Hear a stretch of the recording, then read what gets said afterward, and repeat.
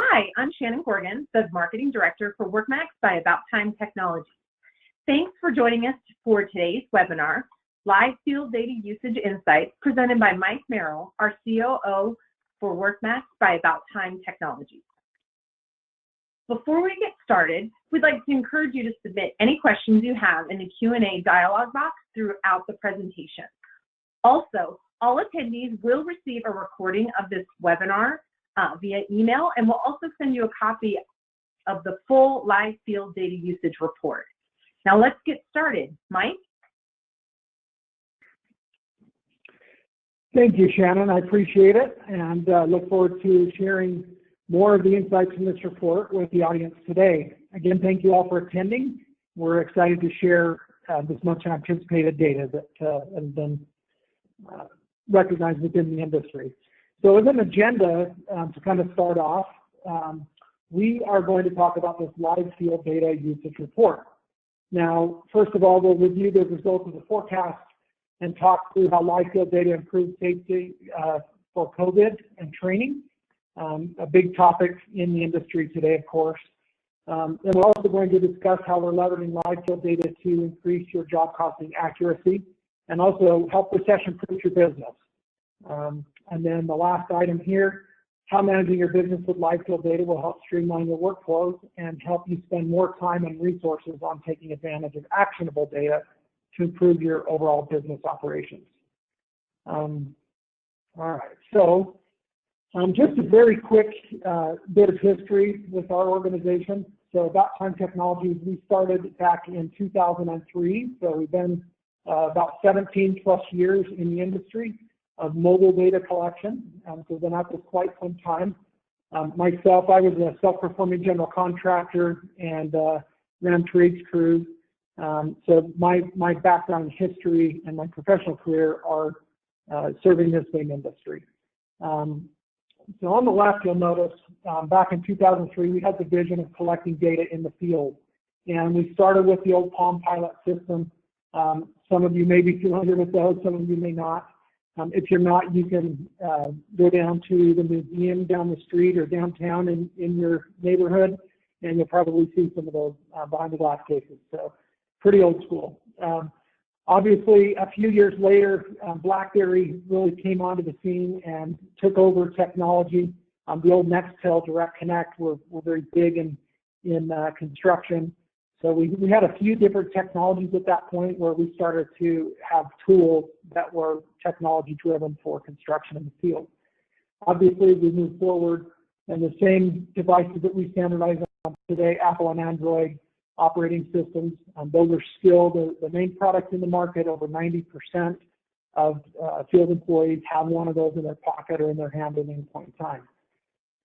So from there, in about 2014, 2015 time period, we started getting requests from customers to offer a cloud-based solution or something that was truly web-based, just to give more visibility, more timeliness of data, and the opportunity to share data throughout their enterprise without having to involve servers and VPN and Citrix logins and all these other things behind a firewall. Just to help them to streamline their processes. So we started that process, and in 2017, we launched commercially the WorkMax Cloud solution that's hosted on Amazon Web Services, and that is still our marquee and our main product that we market and sell every day. Every single day, we get new customers on WorkMax, so we're continually penetrating the marketplace and getting all of the best that technology has to offer as we continue into the future. So, and again, just the key to this entire survey and this webinar is getting live field data. And so web-based technology is something that's critical in allowing that automatic transparency and that real-time visibility. All right, so that's a little bit about our past.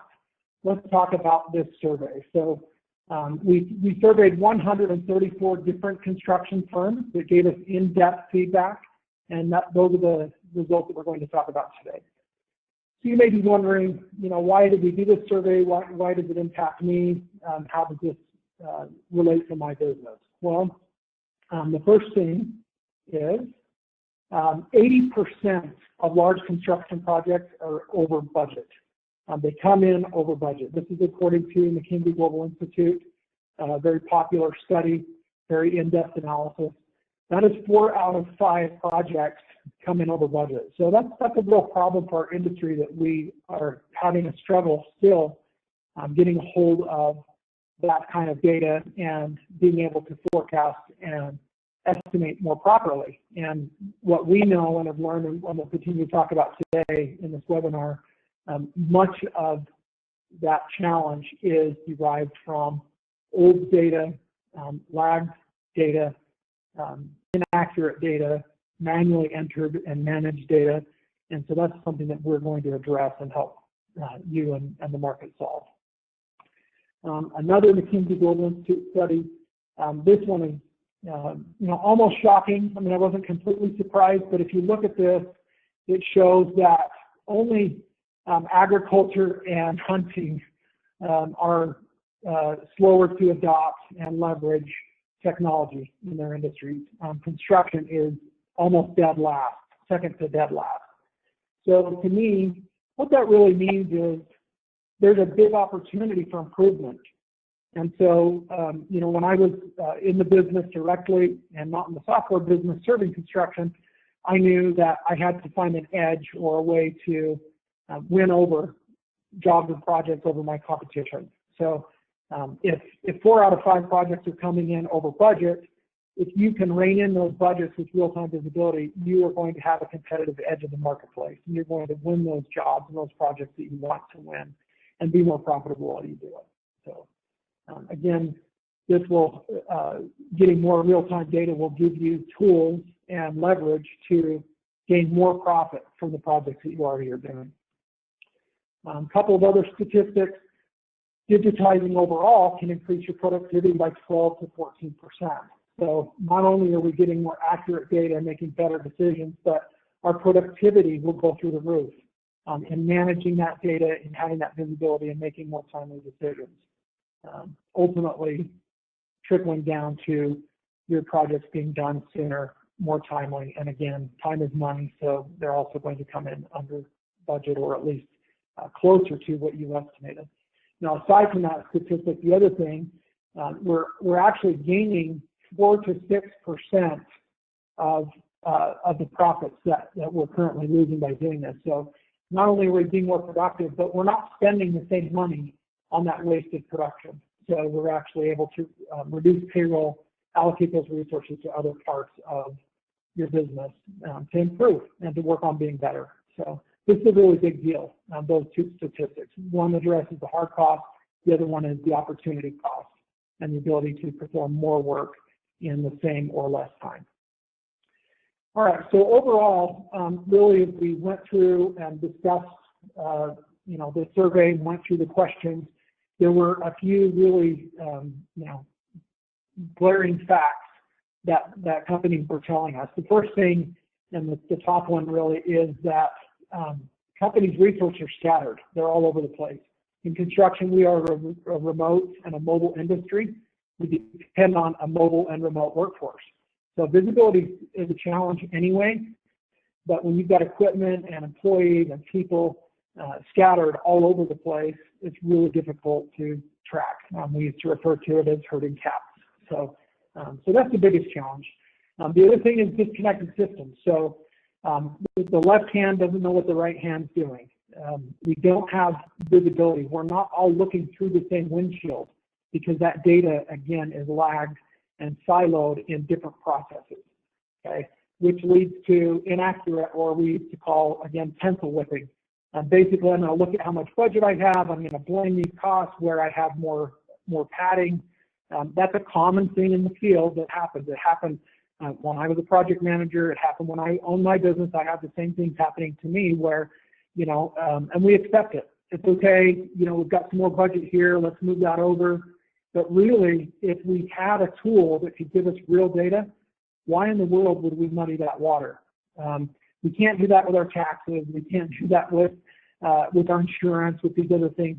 These things are fixed cost percentages. They're based on factual mathematical data. And really we should be doing our job costing the very same way. And then the last one here on this slide, inefficient manual processes. Again, back to this 12 to 14% and the 4 to 6% reduction in hard costs. That's what this is addressing here. We're not being as productive as we can. Enterprise. The good news is that we have companies from both ends of the spectrum. So the vast majority of construction, overall 80%, are in this SMB category here. And as you can see here, very good mix of companies that we talk to, and several with more than 10,000 employees. So this isn't a one-angled survey. This really is a great mix of the entire marketplace, because we really wanted to make sure that we had a really good sense of the overall market. Now, as far as types of contractors, 56% were general contractors, and there's a big mix of self-performing within that. We didn't distinguish that, but again, a lot of self-performing and general contractors, and then 37%, so just over a third, were in specialty trades. And then we had other ancillary construction type service companies, et cetera, that were also surveyed. So again, a nice mix of the overall marketplace nationally, and I think this visibility, again, is going to be telling for each of us, no matter which trade we're in, no matter which part of the market or which segment or how many employees you have, there's data here that does pertain to you. So let's take a look at the survey results. So first of all, the questions that we asked were essentially all keyed around the different types of methods of collecting data. So there's other data points and things that are kind of mainstays within construction tracking. First, time and labor, of course, payroll. That is 20 to 40% of your overall project cost typically. So the biggest bang for our buck is how do we rein in that labor. We've also got, again, safety reports and checklists, so documentation, liability type documentation, daily log reports, so our project management.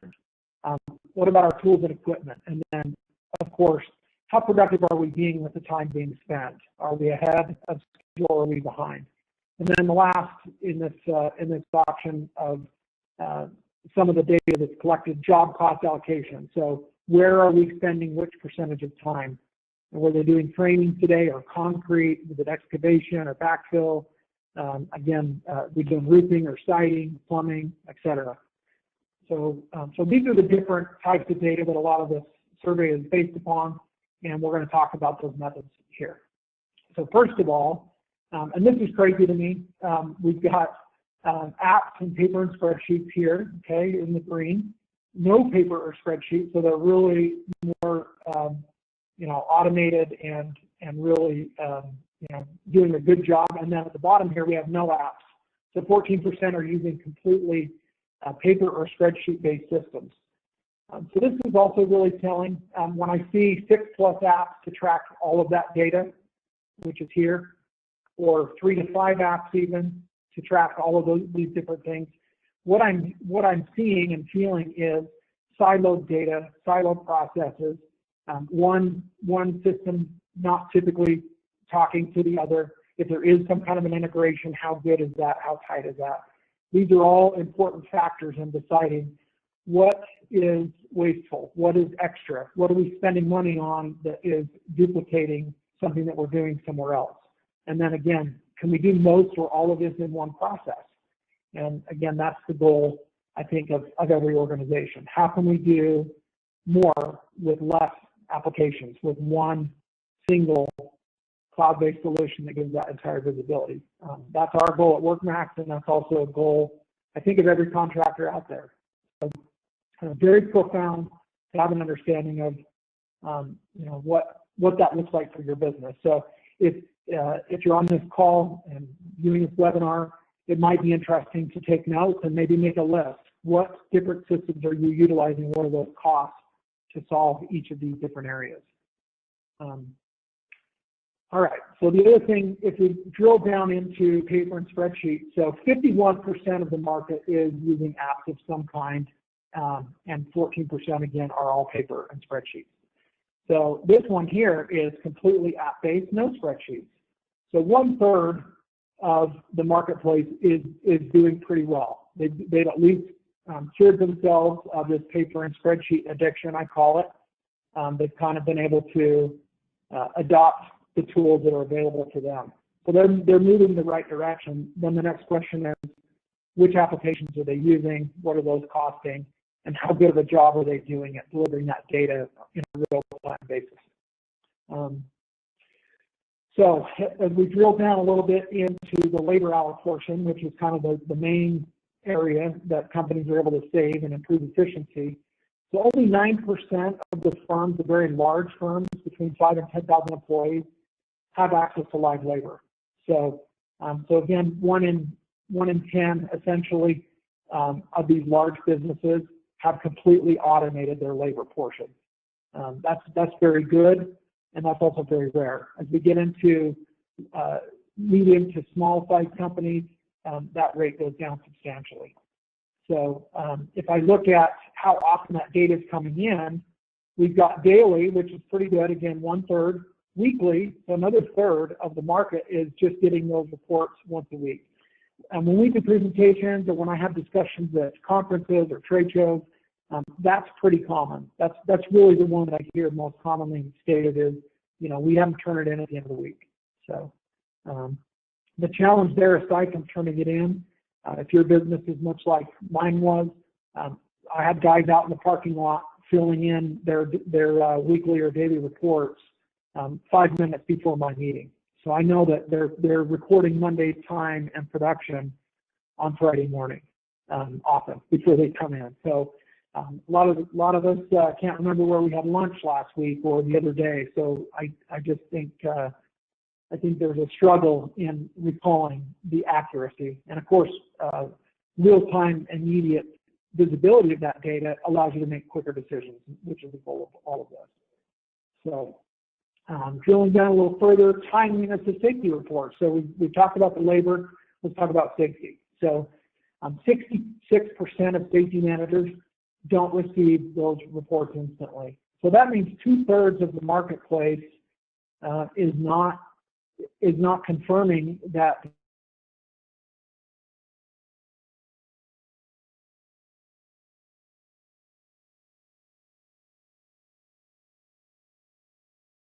especially COVID and other things, contract tracing, that are driving how we're managing this. I think as a market, we're doing a better job.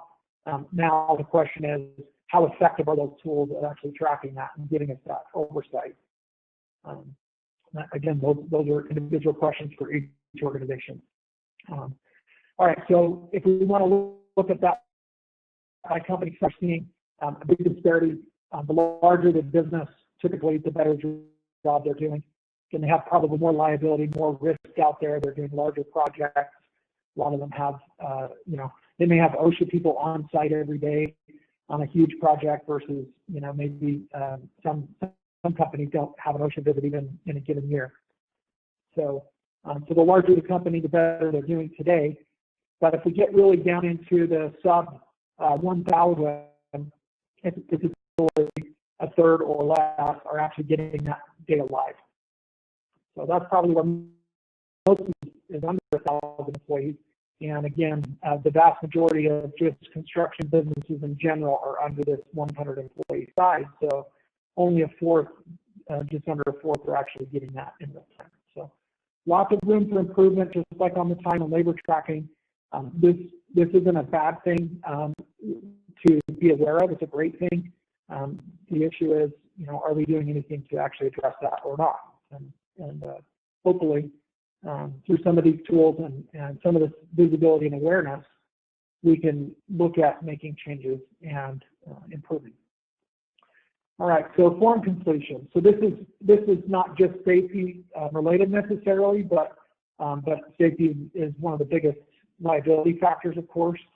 One of the things that can be done, if you're using an application that has a time and labor component tied to those forms or those safety checklists, then we have safety form on clock-in or find and use technology to drive workflow so that you're ensuring that these things are getting down. So 50% of those respondents, okay, would expect an increase of 30% or more form completions by prompting on-clock in and out. So essentially more than half of those surveyed felt like that would greatly improve and increase their opportunity for getting those forms and that documentation in a more timely manner. Another area, equipment and tool tracking. So we talked about things being scattered and all over the place. The National Equipment Register, known as the NER, had an estimate come out in a report that somewhere between $300 million and $1 billion of construction equipment is stolen every year. So going to insurance claims and looking at those types of statistics, that's big dollars. I know for me, maybe the bigger stuff was a lot less common, but drills, ladders, compressors, generators, they came up missing all the time. And most of the contractors I knew had similar challenges. Maybe they end up at the pawn shop down the street or in somebody's basement. But those tools, because they're not being tracked in many cases, we don't know where they are. It's the he said, she said scenario. So that's a big deal. Now, if we look here at paper or spreadsheets, okay, so really no software, that's completely manual, and we're really looking at it's nearly half, or 47%, aren't tracking tools or equipment with any type of technology tool. So again, big room for improvement. Maybe you're doing this today. Question is, how are you doing it? Does everybody have visibility? And again, just like the time in the form, you have one application that is managing where that equipment is, who had it, what it was used on last, who it was assigned to, the maintenance logs, the other parts of managing and maintaining and keeping that equipment, not only aware of where it is, but what condition is it in? Are there safety issues with it? Speaking of safety, are employees using the wrong tool for the job because they can't find the right tool or because they don't know where it is? Okay, so that has a major impact on safety as well.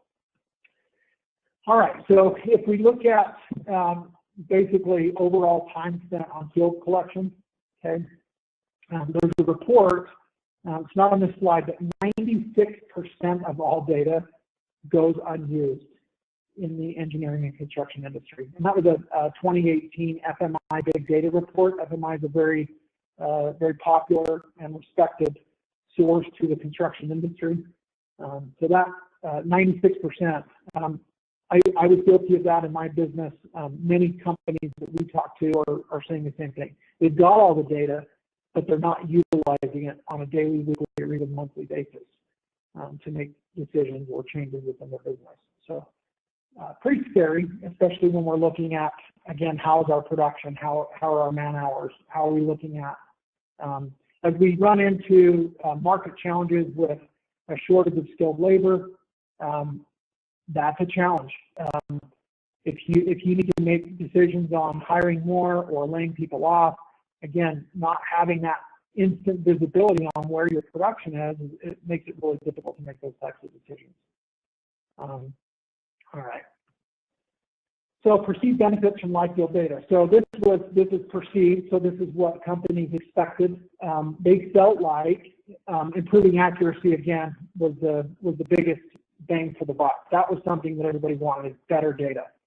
And we know that the best way to get accuracy is to collect it regularly and timely. So meaning when things occur, so real time. And that's the only way you're going to get live field data. Okay. Again, 22%, wanting to keep things on time, keep on budget. Again, another big factor. So we're talking over 75% in keeping data accurate, being on time and on budget. Now, improved production doesn't get all the airplay that this stuff here on accuracy does, but really that's the goal. We don't want to necessarily, it's not all about saving every dollar and every dime at all costs. We need quality, we need safety. So those things have to be balanced. And so to improve productivity while improving safety, and also improving your timeliness and getting things done early leads into a lot more than just statistics and data, but also your reputation with your contractors, with those that you work with within the industry. So improved profitability, only 11% felt like that was, again, these 5 areas, the most important factor. So I think a lot of businesses in this market are profitable. They are doing well. Pre-COVID especially, with COVID, totally different challenges right now. And of course, these things are just escalated and magnified to a great degree further because of COVID. All right, so if we really boil this down, how can live field data improve these project outcomes? How do we actually, where does the rubber meet the road with this idea? And so I'm going to talk a little bit about the WorkMax product. I'll show you kind of a mobile overview of the solution and a workflow that's common that we hear is utilized a lot to help collect all of this data. But the very first, before I even dig into that, it's critical that whatever applications you're using have some form of integration. So sharing data, feeding data. With WorkMax, we're going to share this data with your other business solutions. We're going to help you to recognize not only in a real-time manner what those labor hours look like, what those shifts look like, how many people you've got on the project, but how does that impact payroll? Where are we at on overtime? Are there HR-related issues that are being filled out on a form? Again, there's a number of many things that are enjoyed and benefits that you have of getting this kind of actionable data and having visibility immediately across your enterprise. All right, so one of the big things, and again, I'll go through a few slides before I actually pull up the live app, but just talking points here, high level. We want to help reduce labor. That was the biggest factor. I think it was 36%. Felt like more accurate labor would be the most important thing. So we're going to reduce those labor costs with facial recognition. So here's my photo. When I'm in the application, we are eliminating buddy punching, essentially, by using facial recognition. You've got confidence in who is clocking in, who is clocking out. They're not doing it for their buddy. It's the actual employee that's on payroll. I hear it all the time. I did a presentation last week for a very large organization, and they use the term ghost employees. I've heard that many times in the industry, but they have between 12 and 14 payroll checks that were getting cut every week for people that did not exist. And this went on for years before they actually caught it. So this type of technology will help bring that to light immediately, the very first day. What we do with that is essentially to make sure that we have an accurate depiction of who is actually punching in.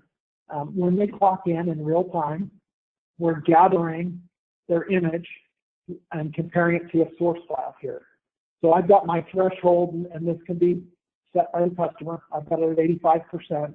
And both of these images, different day, different lighting, different clothing, whatever, 98 and 97% respectively. So well above the threshold, no issue, no alert, no flag. Everything is hunky-dory here on this. It's all dark. There's no red alerts, okay? So that's the first thing. We're going to manage by exception with this solution. The second thing is, okay, I've got the right guys clocking in and clocking out. I feel good about that, but where are they at physically when those punches occur? Now, with what we call GPS and geofence tracking, here's the project. With WorkMax, we're going to monitor that radius. This is definable by each customer. I'm 0.6 miles away. If a quarter mile or half mile is my threshold, and I'm outside of that, you're going to see this punch is 0.6 miles away from this project. So we're ensuring you've got the right people at the right place at the right time. Okay? So again, because we're managing by exception, you're not having to pick through and filter through hundreds or even thousands of records to find out which ones have an issue. We're going to flag those for you so you can immediately address those. And again, it only has to happen about once. After that, employees understand that, this is a kind of trust but verify system, and there's no way around it. They're just going to have to get to work and get to the project and be there physically when they're putting time on a job. All right, so further than that, once we've ensured, okay, this is the guy, here's the cost code that they're working on this project, here's the notes, we need more concrete, so we can share messaging with the office. Again, whatever your structure is in your accounting system, we're going to pull those things in so that you're going to get the right job cost data to the right people at the right time. So we can't pick from an inactive project. The cost codes are defined by project. So this Salem Elementary School only has these available particular selections. So you see these that aren't selected, they can't choose those. So we're going to automate that process for you. So not only can you have confidence in who it is and where they are, but they're only picking from the right list. So there's no errors in processing. The other thing we can do is we can prompt quantity entry. So when they go to clock out from, in this particular case, concrete, and we're tracking square footage, this quantity unit entry screen will come up when they go to clock out or go to clock into a different cost code or task. So again, we're getting real-time production by cost code. All right. So again, if we kind of work this backwards, we've got everything lined up. Everybody's in the right place. We know it's them. They're choosing the right list. This is reminding them to fill this form out, put the units in.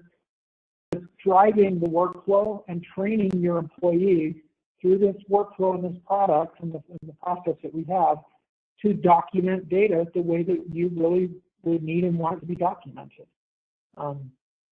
We've got tools to allow you to go back and put this later if they don't know yet. There's options to and settings that you can put in place if your workflow is different or if you just want that piece at the end of the day. But we're going to track that time in real time. We're going to track this other data accurately. So now in this case, what I have is I'm going to automate and expedite safety and field reporting. So when I clock in, we have the ability to launch this COVID safety form. It's mandatory, so I can require it by any or all employees or just on certain projects. You can, again, drive that workflow and make sure that all of those data points are collected by the right people and you're not at risk for OSHA fines or not having the documentation that you need. Contractors, all we are is risk managers.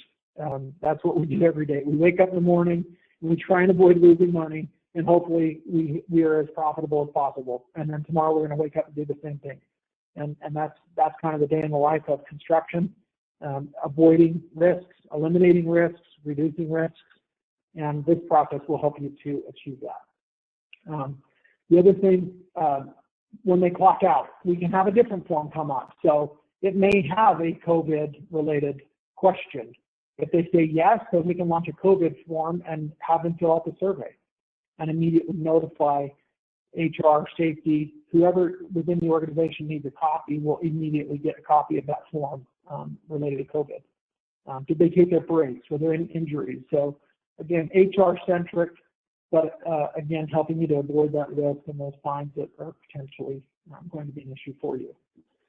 All right, so we talked about time and labor and safety and forms. What about, service work or a field log?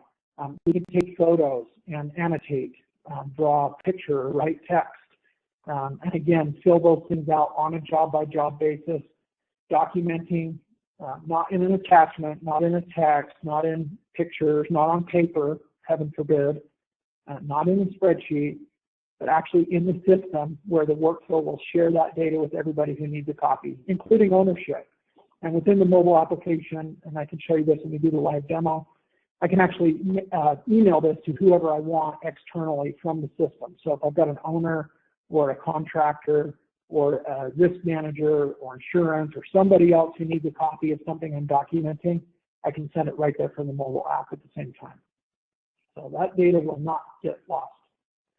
All right, and the last piece on the different data types, equipment tracking. So what WorkMax can help you do is automate equipment management for your asset usage. Okay, so where is this being used and by who? Also assignment history, who had it last and for how long, and where has this generator moved to within the organization, which projects, which employees, which crews, etc. And then the last thing is we want to look at production tracking. What did we do with it? If it's a backhoe or a track hoe, are we trenching? How many hours are on it? How many feet did we trench? So other data points related to the equipment use. And one of the biggest challenges, again, we have a lot of customers that tell us they're renting equipment, but they don't need to rent. They own a backhoe that was 1.5 miles away, but this particular project manager wasn't aware, couldn't find it, couldn't get a hold of Larry. Bob's off today. Those were the guys using it. Nobody knows where the backhoe is. So with WorkMax, you can see where that is physically, who had it, where it was utilized, how long it's been there, and then dispatch somebody out to bring that and put it to the new project instead of renting unnecessary equipment.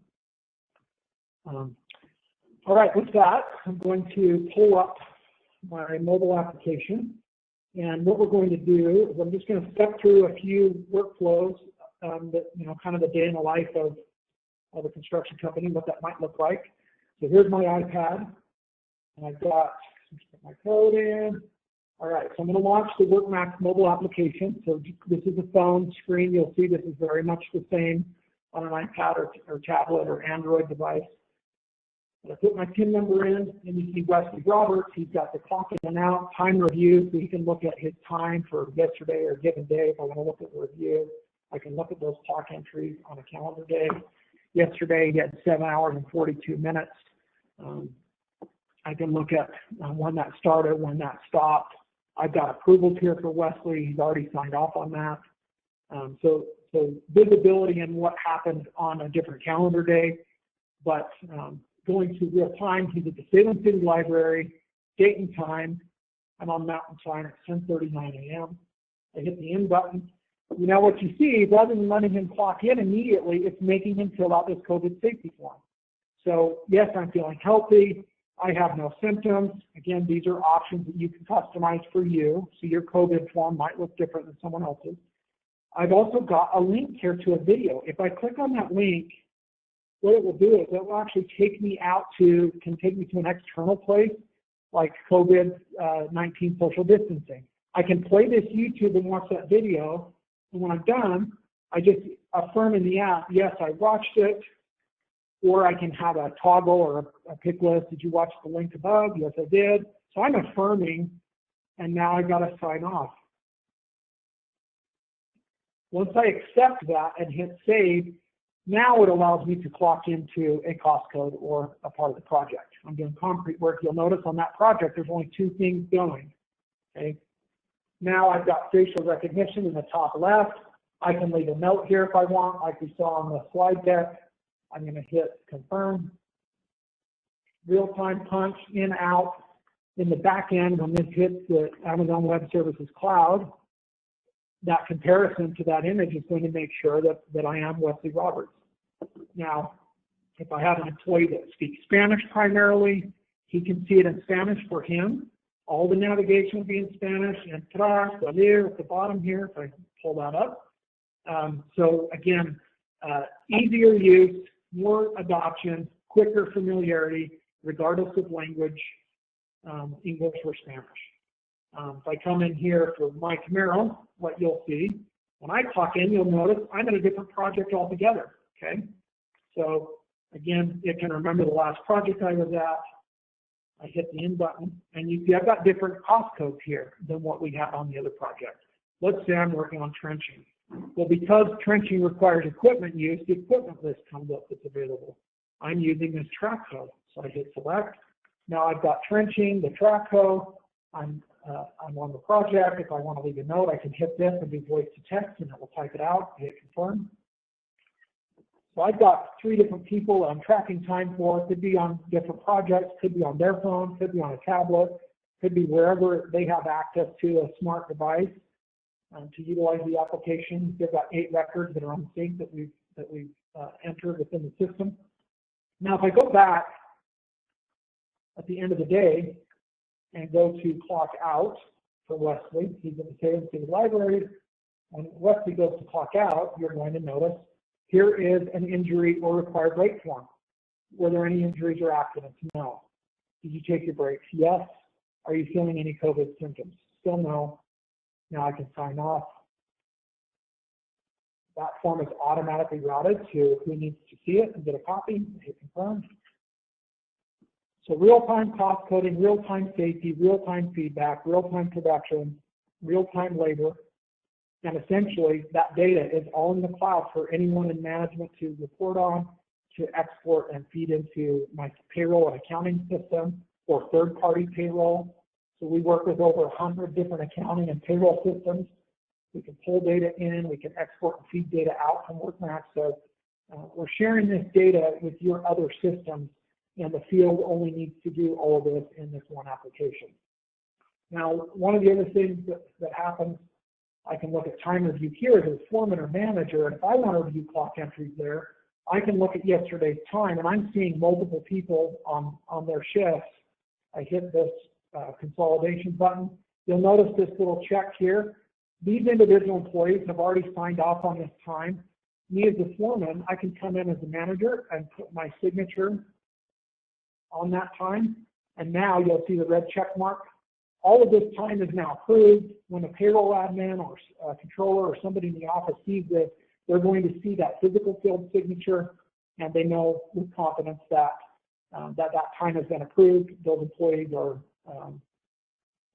ready for their payroll to be processed on that given day or those weekly time entries at the end of the week. All right, so one other thing, if I look here, I can look at an email. My completed forms come in. Let's see here. Got one over here. So these forms get automatically emailed. So I've got receipts. So it's not just necessarily safety, but if I've got expense forms or reimbursements, all of that can be captured, signature. These aren't text. These aren't attachments in an email. They can't bounce. All of this data lands in your lap where you want it in the application, and where you can process and make decisions based on it. So it's not just safety, but other forms, daily log reports, expenses, safety. There's other options. If I look here, took a couple of screenshots of those same receipts. On this one, I've got a toolbox talk. I can have a drop-down list, so hard hat importance. We're doing toolbox talk here, and then here's the signatures of the employees and a photo of this training actually happening on the project. I can even do things like GPS stamp where it's at physically to make sure. Here's the COVID safety form that I filled out. There's the answers, and here I am at my building. I'm at my desk here, and there's a GPS stamp right here at the building, and it's showing where this form was actually filled out and completed. So you have complete confidence in every bit of this data that it was the right person at the right time filling out the right information, and we're sharing that with everybody within the company. So that's a bunch around time and forms. The other thing that we can do, we looked at time review and signatures. I can come in on the equipment side and say, okay, let's look at inventory. Here's all my pieces, here's where they're at. I can look at data related to those, or I can look at usage. What's on this project right now? If I look at this, here's hours entered for equipment on a daily basis for a project. So I have complete visibility into, again, inventory of equipment, the usage, and then assignment. Who has what equipment? We talked about that before. If I've got on a given project, I can look at, this, let's see if I look at, say, the city center library, no equipment assigned there yet. I want to assign something. I can say, I've got this piece, I've got the crane, and I've also got the water truck. I'm going to send those, and I'm going to assign them. They're in inventory right now, so I'm going to assign them to this job, the Buffalo Speedway, and I don't have to, but I can also assign those to a given employee. Those are Bill owns. He's responsible for those as the project manager or superintendent.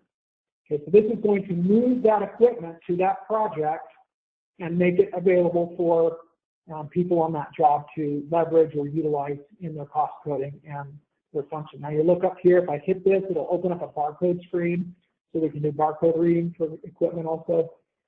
So lots of options to get real-time shared visibility of all of that data within your organization so that you're making actionable decisions without a lag and without having to manually rekey and re-enter that data.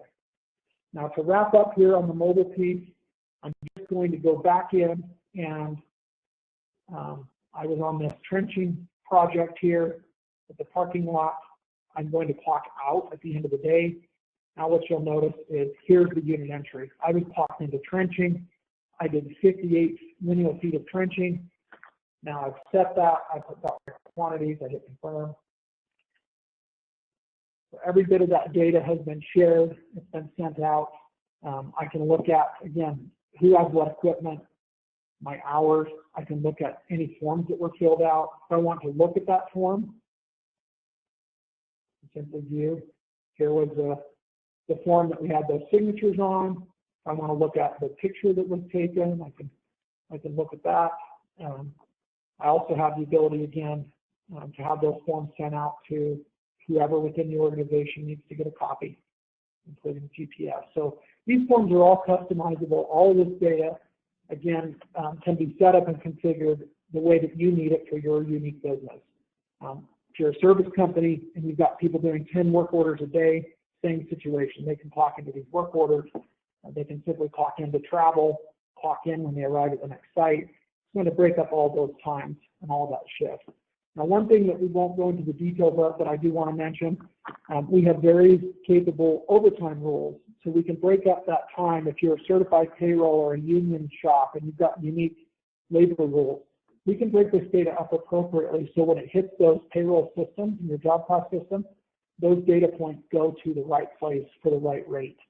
So again, we're eliminating multiple manual steps after the fact and streamlining this process from soup to nuts, from the very beginning to the very end, and complete visibility in the entire middle. So with that, there is the mobile solution. And I want to turn the time over to Shannon really quickly to see, are there any questions from the attendees that we can answer for today? Yes. Thanks, Mike. The first question is, can the mobile app work offline to collect data even if there isn't cellular service? We work in a lot of remote areas.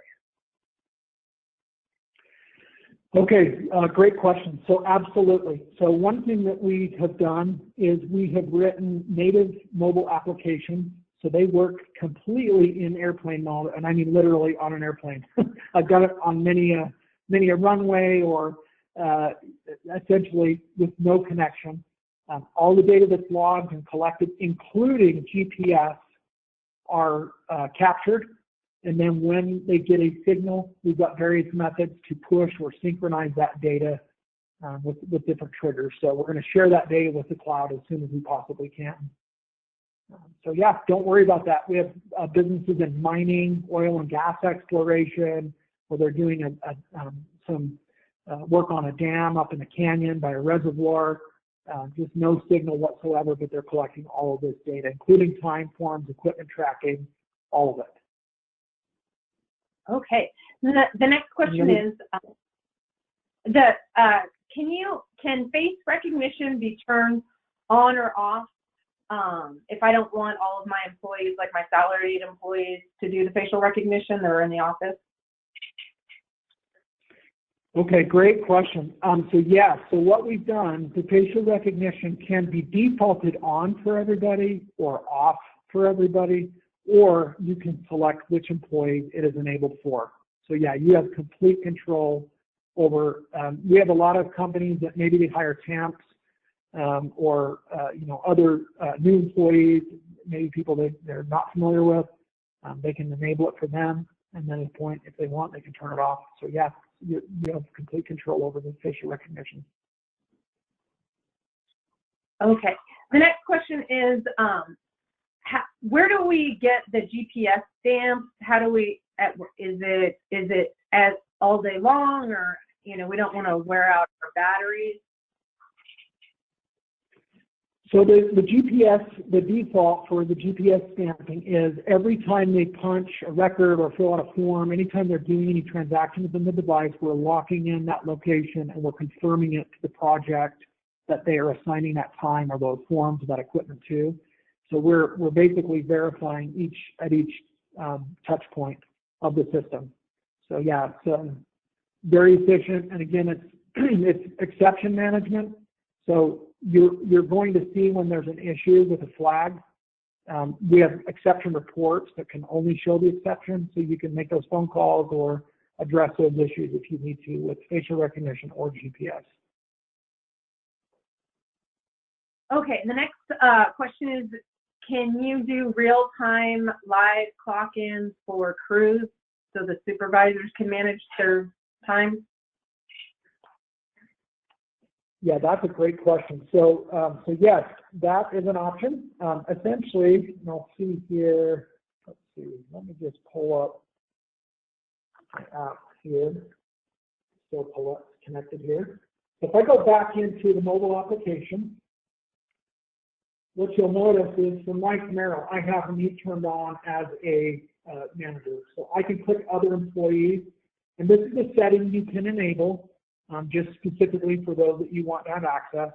And I can say Donnie and Chris and Ryan are on my crew, and we're all working on trenching together. And we're, we're doing trenching. We may have two pieces of equipment, the long range and the loader. And now there's the entire crew of all four of us at one time working together. That's a very common workflow. Again, if you don't want employees to be self-accountable, which is obviously the most accurate, and if they have a phone, they could use that. But yeah, it is not uncommon for customers to have a foreman log time for his crew. And we can capture his facial recognition only when we do that. So again, you're confirming that it is the foreman putting that time in for his crew that he's authorized to do that for. So. Sorry, the next question is how do you do clock-ins if the crews go to multiple jobs in one day? Do they have to clock in and out of every job each time? Okay, so the way that question was asked, do they have to clock in and out each time? So no, they do not. What they do is, here I was with my crew. Okay, now what you'll also notice, I have a setting turned on to remember my last selection of employees here. So these are auto-checked. I could change that or add somebody new if I wanted, or I don't have to. But when I go to pick my crew or when I go to clock in, what I can do here is click on the job at the top, and it will bring up a list of my available projects. We're at the Cliffs Lodge parking lot, still got my same guys, we're all moving together. All I had to do was clock in on the new project. Now, before it's letting me leave, how many feet of trenching did you do? We did 76. Now I can clock in, and you'll notice again, concrete and operator are the only two options on this new project. We're all doing concrete. Hit confirm. So essentially, by clocking in at the new location, we have automatically in the system logged those employees out of the previous job. So you still have to tell it where you went, obviously, but you don't have to clock out and then hurry and clock back in again. Okay, thanks, Mike. The next question, if I have an employee working at different job sites and they're not using their own personal device, are they able to clock into the company iPad at each job location, or how does that work? Yeah, so very much like, so if I come in as Wesley Roberts here, and when I go to clock in, you'll notice here's his project at the top. Again, it's different than what that crew was on. So this screen could vary for anybody. It's system-wide available. So I clock in, and what you see, you don't see the crew. He's got to fill out his form. Basically, that workflow is the same on any device within the system. So yeah, if you've got an iPad mounted on a wall, it's really common for businesses to have something in a shop or in an office location or an equipment yard in a shack. Maybe they start their day there. and then they clock into the project they're going and travel. Maybe when they arrive, they clock in on their phone. So all of these different devices are all working together. They're feeding the same cloud system. And because our system will not allow you to be two places at once, it will automatically move that shift to the new location on the new device. So yeah, it's built for construction. That's 95% of our customers have a workflow like that. They're bouncing around different days or weeks or sometimes multiple jobs in a day. They just continue to clock in until the end of the day. They clock out on whatever device they need, and it all goes to the same place. The next question, actually somewhat related to that, is how does it calculate time if we work in a state like Indiana where they may be crossing over multiple time zones? Will the system compensate for that? It does. So it will read their location and that job. So because we're integrated with your ERP or accounting job cost system, we pull in the address and location of those projects. And so it knows where it's at physically. So if you switch over in a time zone, your network will switch, and our system will take that into account. So it will allocate those hours properly.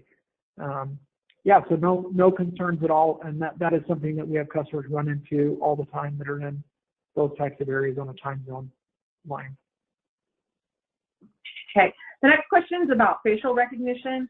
If an employee clocks in and I saw there was a threshold, does that prevent them from clocking in if there's errors reading their picture or if there are any issues? It does not, and that is by design. What we don't want to do is ever discourage employees from putting their time in and entering their time.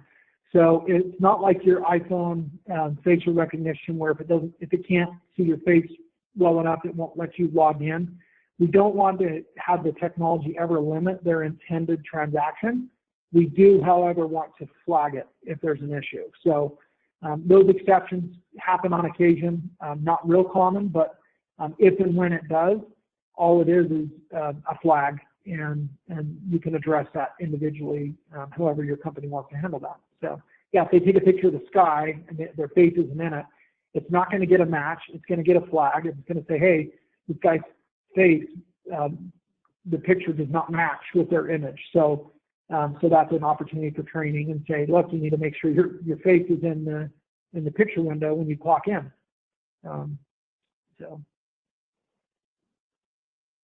Okay, well, we have a lot more questions, but unfortunately we've run out of time.